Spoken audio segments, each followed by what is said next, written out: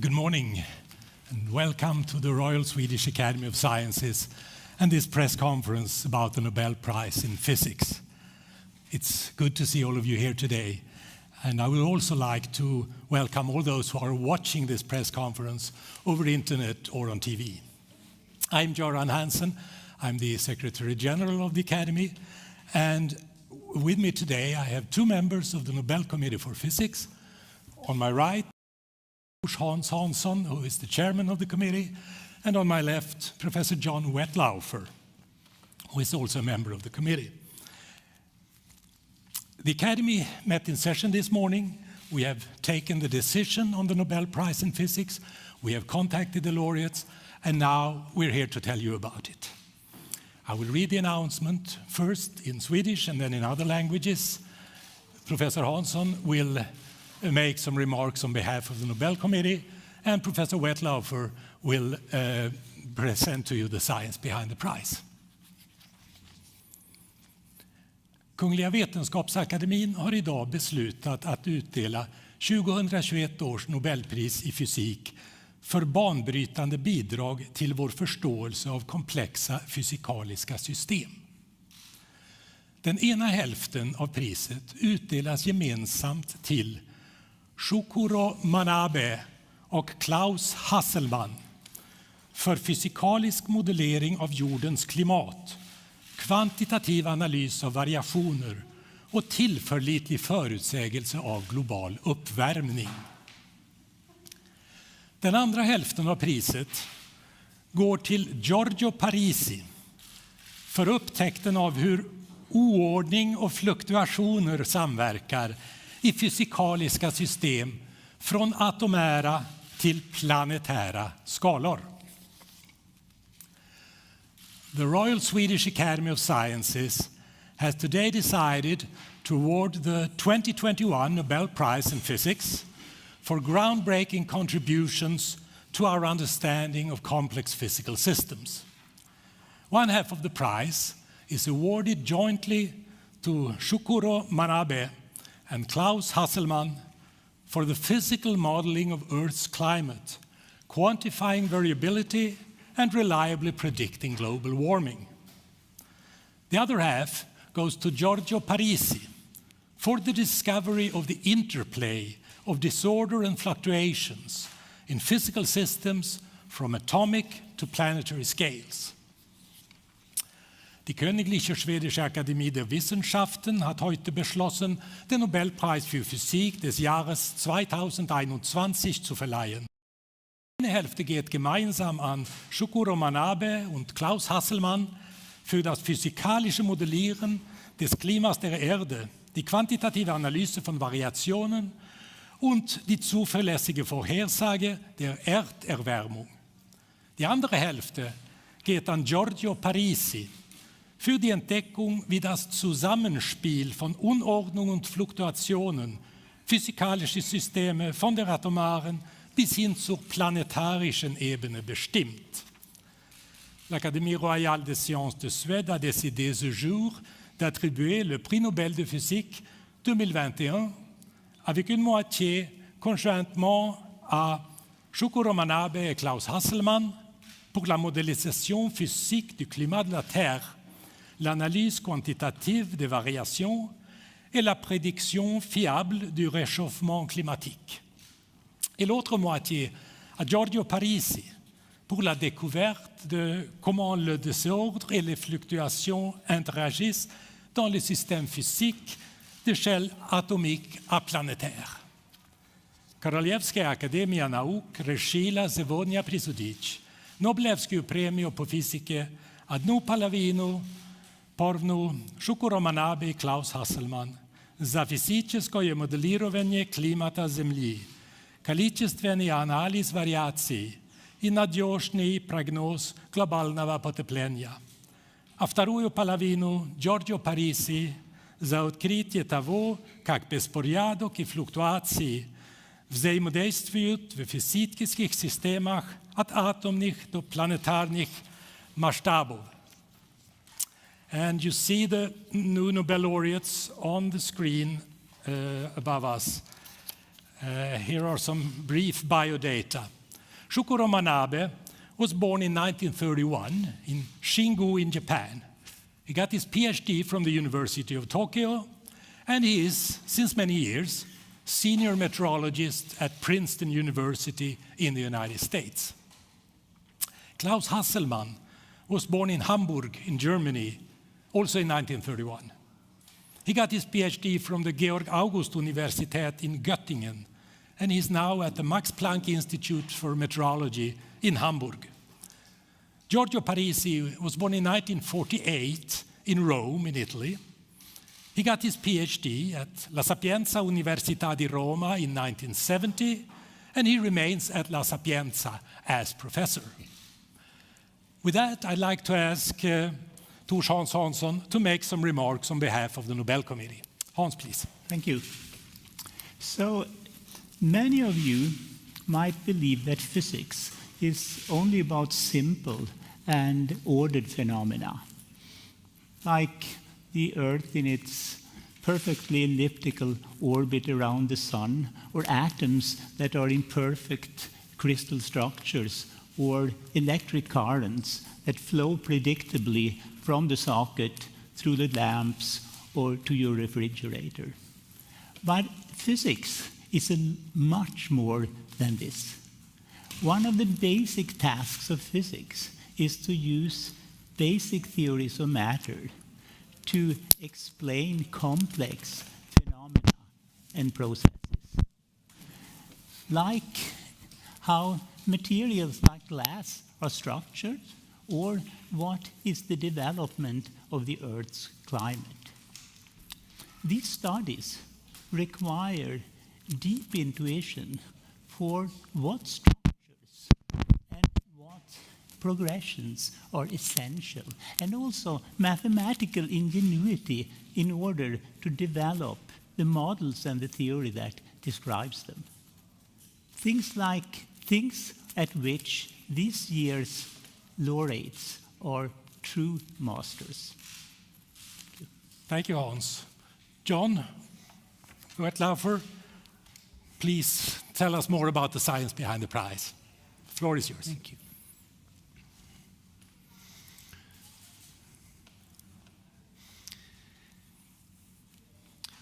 From a distance, complex physical objects can appear simple.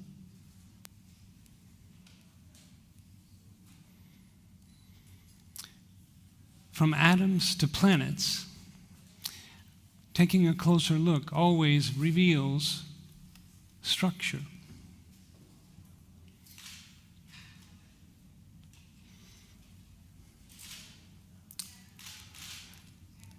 We are awash in complexity at every scale that we observe. As scientists, we ask, how much detail is required to explain the observations? Must we track every water molecule to explain the ocean? What length scales are important to understand if we are going to see what phenomenon emerge from such a system? One half of this year's prize focuses on the physics of Earth's climate. That's an old topic in physical sciences. It began in 1824 with Fourier. Fourier recognized that the atmosphere of Earth is ostensibly transparent to the visible radiation from the sun. And yet the Earth converts that visible radiation into what he called dark heat, the dark energy of Fourier's time. He surmised that this must interact somehow with the atmosphere to keep Earth warm.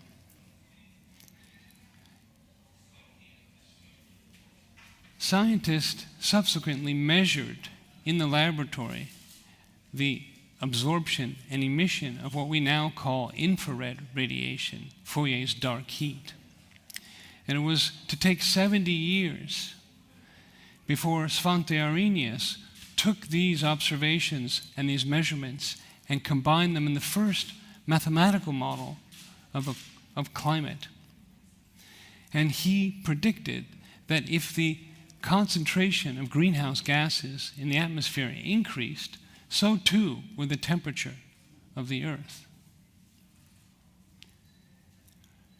Another 70 years, 2 world wars, and the computer revolution would pass before Shukuro Manabe and his colleagues knit together this web of processes, including key aspects of the atmosphere's thermodynamics and dynamics, and made the first prediction, reliable prediction, that if you double the carbon dioxide in Earth's atmosphere, the Earth's surface temperature would increase by 2 degrees Celsius. And about the same time, Edward Lorenz taught us about chaos, that the weather is chaotic. It evolves rapidly and becomes unpredictable after about a week. Could it be that Lorenz's chaos was noise to the climate? So thought Klaus Hasselmann. He made the analogy between the rapidly varying weather and the slowly varying climate and Brownian motion from Einstein's theory, whereby rapid collisions of water molecules with pollen grains displace them slowly over time. He then predicted that the weather on timescales of days influences the ocean on the timescale of years. He went further with these ideas, and he constructed a systematic statistical way to compare measurements, observations, and models to extract the fingerprints of particular physical processes in the climate system. Galileo peered into outer space with his telescope. Giorgio Parisi peered into inner space with mathematics and asked questions about apparently banal materials like glass that were deep and impacted many areas of physics. We're used to taking a liquid like water and cooling it under normal circumstances. It freezes into a periodic, well-ordered structure. However, if we freeze the liquid very rapidly, it becomes another body. We call it amorphous. It has attributes of both solid and liquid. We can understand the difference between these systems in daily life because we see them in glasses all the time. Glasses fracture like a solid and yet flow like a liquid. We can consider their energies, their energy landscapes. The periodic solid has a simple landscape. A particle in a bowl can only find one place to rest. In a glass, the landscape is complex and rugged. It's not clear where particles will reside. They are frustrated. Giorgio Parisi studied a magnetic version of a glass called a spin glass. Imagine that we can decorate this triangle with magnets that can either have their north poles up, north poles down, or they can flip between north up and north down. Okay. However, we have the stricture that no two corners can have the same orientation. So when we place the third, it breaks the stricture, it breaks the rule. So another one must flip, which drives the flipping of another one, and so forth, forever. The system is perpetually frustrated. Giorgio Parisi tamed this frustration, this complicated landscape, by building a deep physical and mathematical model which was so broad that it has impacted a vast range of fields far beyond spin glasses. From how granular materials pack, to neuroscience, to how we compute, to random lasers, and to emergent phenomenon far beyond what he envisioned in the 70s when he started this work. Thank you very much, John. And it's now time for questions from you, ladies and gentlemen, in the audience. We hope to have one of our Nobel laureates with us, but I don't know if he is on yet. He is. Okay, very good. Professor Parisi, are you there? Yes, I'm here. Very good. Thank you for being with us. We are in the midst of the press conference. Welcome. Thank you to you. Okay, you have watched it. Very good. And now we have journalists from Sweden and all over the world, and I'm sure they would like to ask you some questions. Who would like to start? Thomas von Heine, Thank you. Swedish Radio, Swedish TV. Swedish Television Public Service. Congratulations, Professor. Thank you. I'm curious, your part of the prize seems a little bit different from the others, but there is a connection, I'm sure. Could you describe the connection between your half and the other half? Well, during my work, I have studied many effects of disorder fluctuations. And for example, in about 40 years ago, I did introduce a new phenomenon, what is called stochastic resonance, together with Benzi, Sutera, and Vulpiani. That was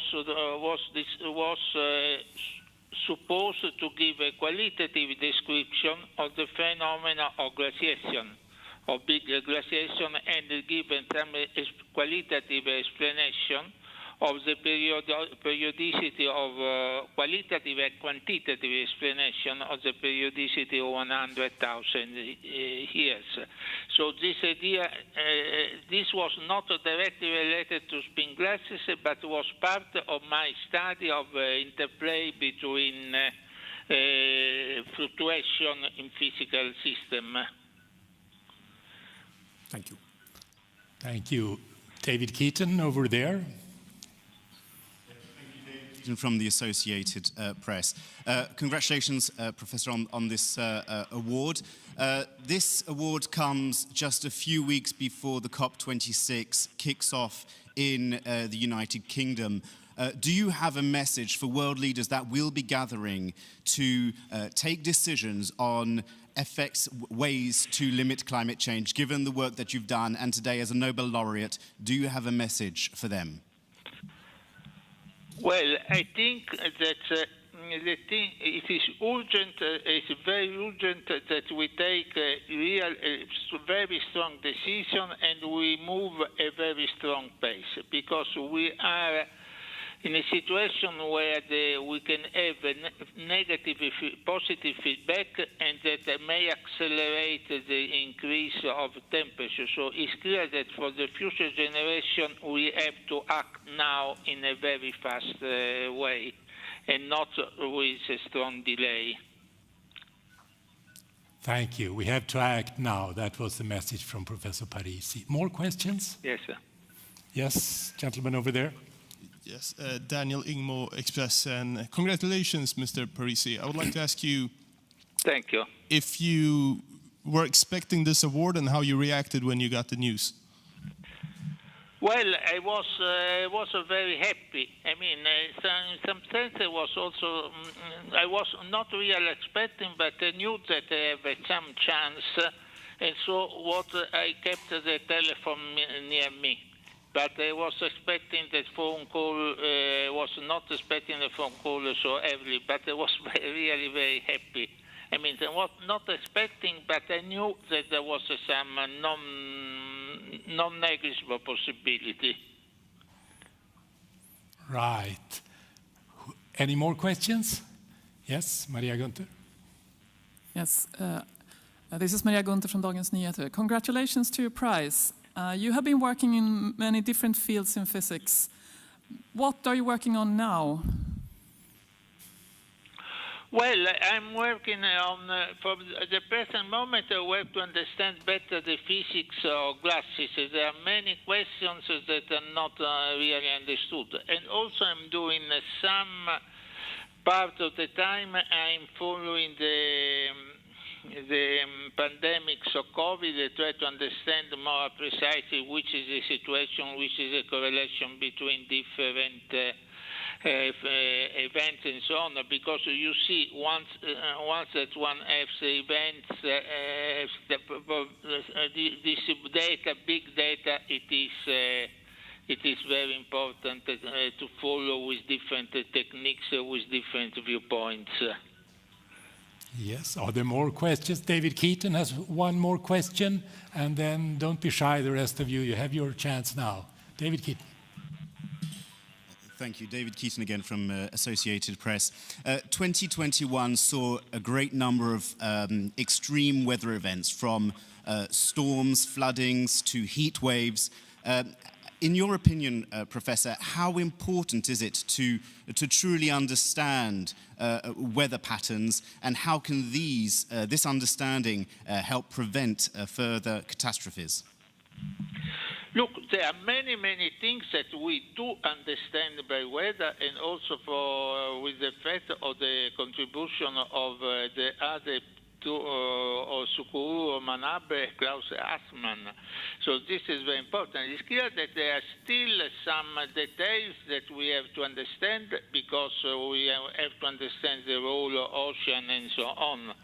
But what is quite clear that the effect of climate changing is that more energy is emitted in the atmosphere, and if you have more energy in the atmosphere, the chance of extreme event is going to increase very strongly. Thank you. Are there any more questions to Professor Parisi? Yes, one more question, please, lady over there. Anneli Megner-Arn, TV4, congratulations on the prize.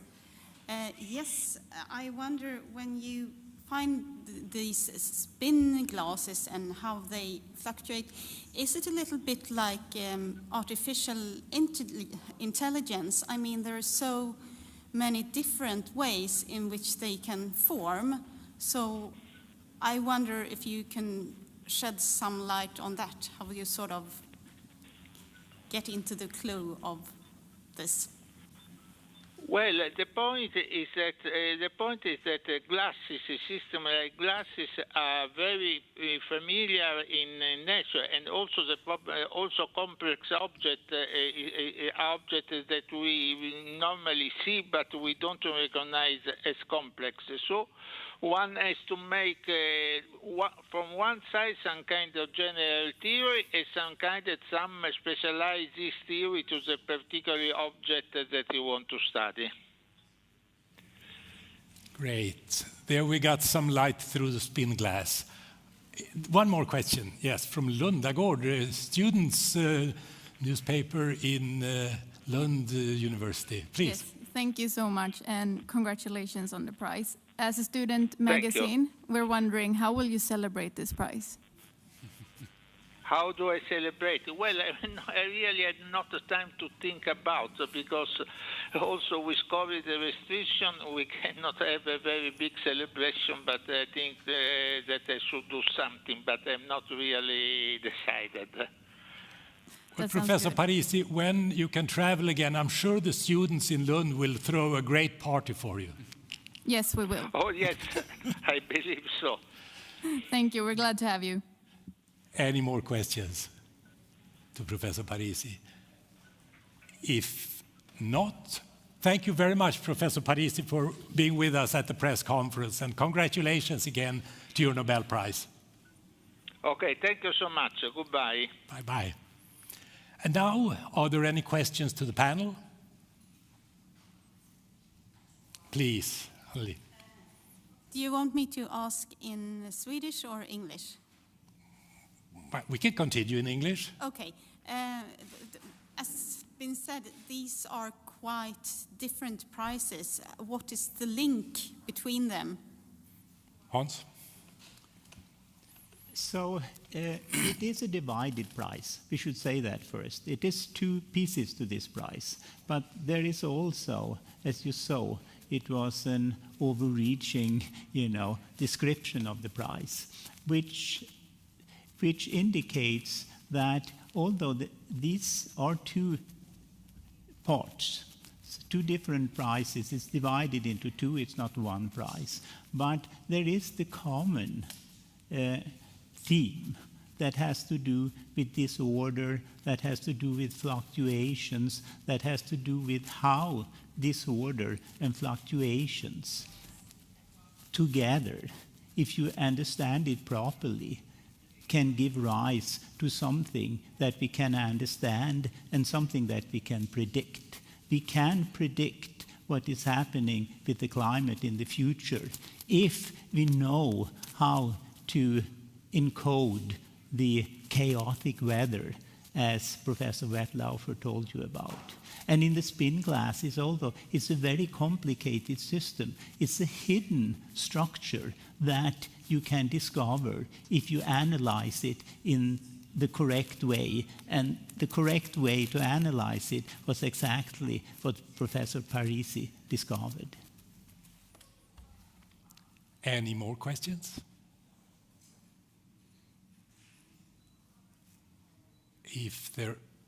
Yes, Lunda går again. Thank you. So with this prize, are the committee hoping to send a message to world leaders about the gravity of the climate crisis? Well, the world leader that hasn't gotten the message yet, I'm not sure that they will get it because we are saying it.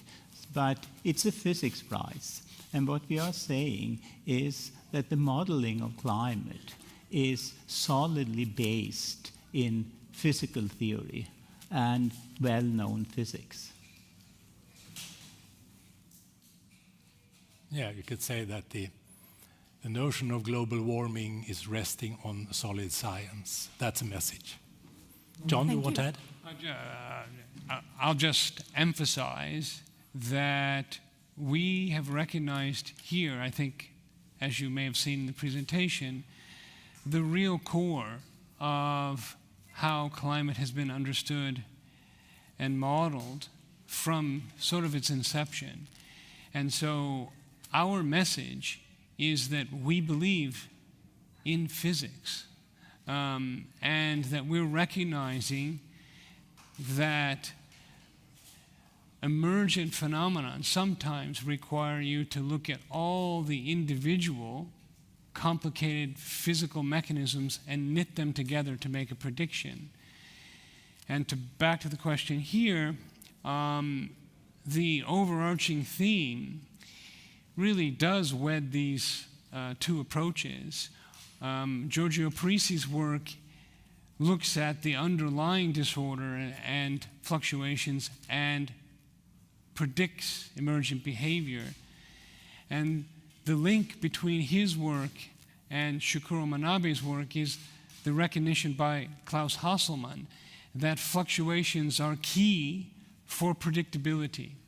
And so we do not understand predictability unless we understand variability. And that's a key here. Thank you so much. Thank you. More questions? If there are no more questions to the panel, we close this part of the press conference, and now there will be opportunities for interviews with experts for those of you who have requested such. Thank you very much for your interest, and perhaps we'll meet again tomorrow. Thanks.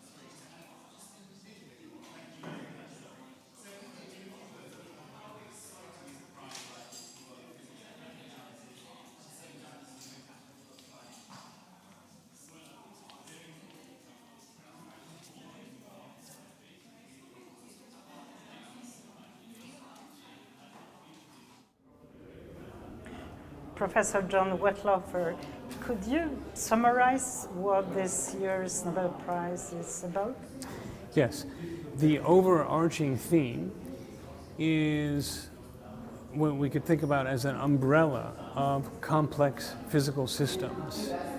Of course, when we look out in nature, there are plenty of complex physical systems. But what emerged from the committee's work was the duality between the study of Earth's climate, which is complex on scales from millimeters to the size of the planet, and Giorgio Parisi's work, on the other hand, which actually does come back to climate, as he mentioned in the press conference. But he's building from the disorder and fluctuations of complex systems at their microscopic constituents and predicting the behavior, whereas the work of Shukuro Manabe is taking the components of individual processes and knitting them together to predict the behavior of a complex physical system. And Klaus Hasselmann sees both the value of the microscopic understanding and the implication of the macroscopic climate problem. And so I think that's a summary, even though we've divided the prize between the climate part and the disorder part, they really are linked. And how would you explain this prize to a child like 10 years old? Right, so I would focus on the process of the greenhouse effect. The hardest part to understand about why is it that if we put more carbon dioxide or water vapor into the atmosphere, the planet warms, is that everything is invisible. We don't see infrared radiation. But we can think about the way in which the atmosphere interacts with infrared radiation, just like when you're driving down the road in a car, and your headlights on a clear night go as far as you can see them, whereas if there's fog, you see that the fog is absorbing the visible light. And it's that which is important for the greenhouse effect in the infrared. It's just an analogy, but the light is absorbed and some of it bounces back to you. That's a little bit like what's happening in the greenhouse effect that has taken from 1824 until 1967 to really understand quantitatively. The work of Giorgio Parisi looks inside of glass. You can see through glass, and yet when it was made, it was flowing. It was hot and flowing like a liquid. When it's on the window, it's solid. So why is that? And the reason that is that it's made of both components in a different way than normal solids are. And everything is a complex system. So, right, as opposed to having all your atoms in a row, this doesn't happen in a glass. There's a little chunk over here that looks like a solid, and this sort of looks like a liquid, and this looks like a solid, almost like you really spilled something, and it just sort of found itself organized on the floor. And coming back to climate, what is actually the difference, the main difference between weather phenomena and climate? Right. So crudely, the first thing you could say is that the climate is the average of the weather. We know that we can't predict the weather beyond 10 to 10 days, something like that. So then how can we predict the climate? Well, the weather doesn't, except for extreme cases like tornadoes, the weather doesn't explode, you know. It rains, and then it stops raining. Sun comes out. The weather is chaotic, but it's bounded. It doesn't blow up.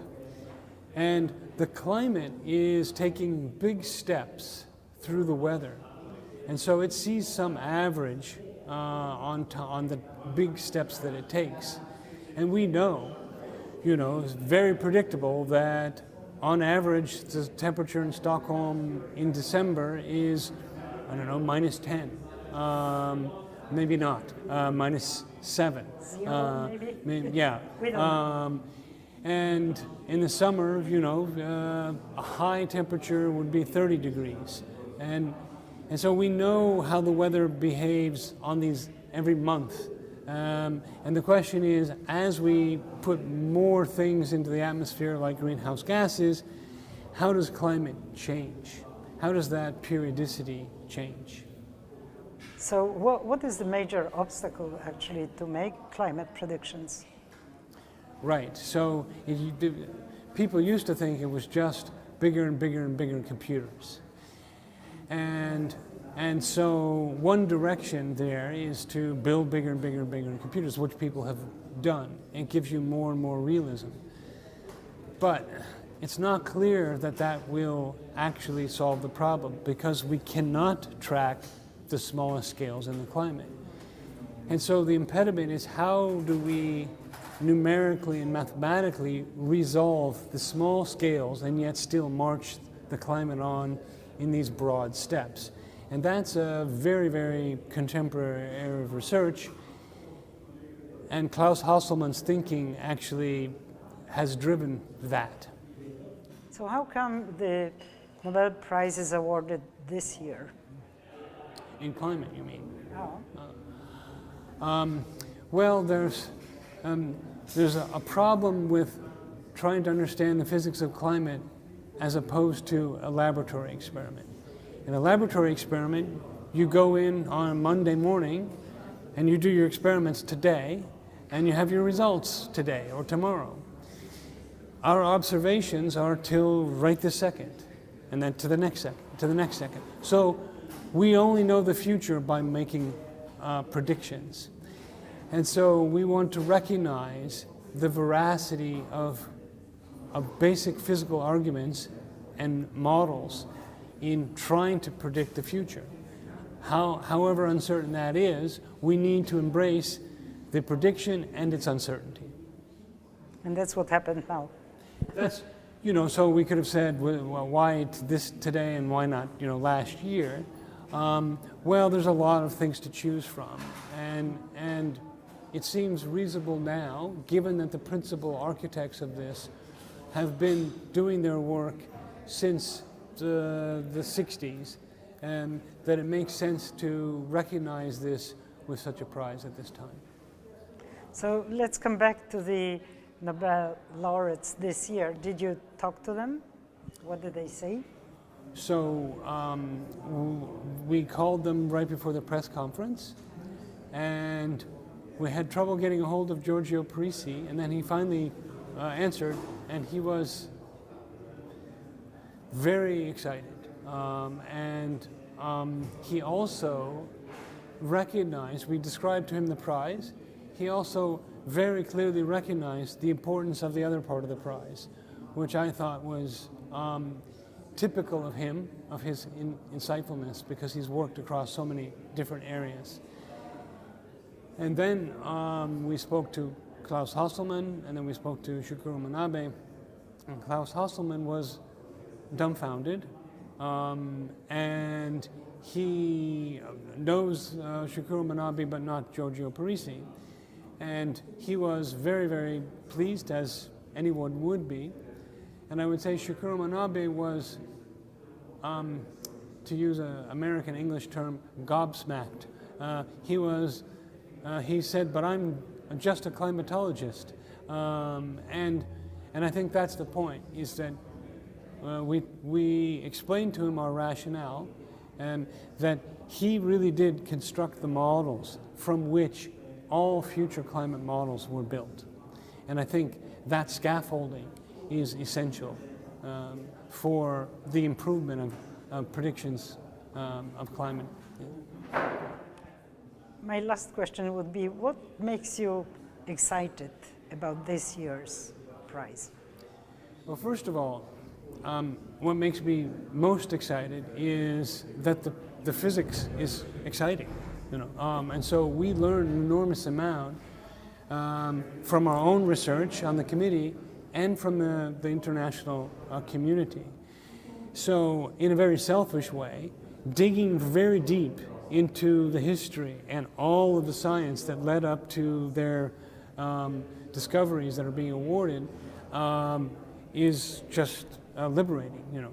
So for me as an academic, I've learned an enormous amount that I didn't know before, a lot of detail. And so that's a selfish perspective. The unselfish perspective, perhaps, is that I think this sends a message that there are these areas of physical science that really are important.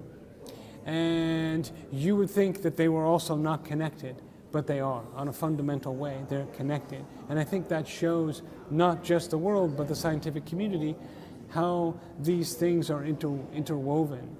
And I think it gives other people license to do new things. And I think that this holds up a light for other people going forward. Thank you, John Wettlaufer. It's a pleasure to talk to you. Thank you very much.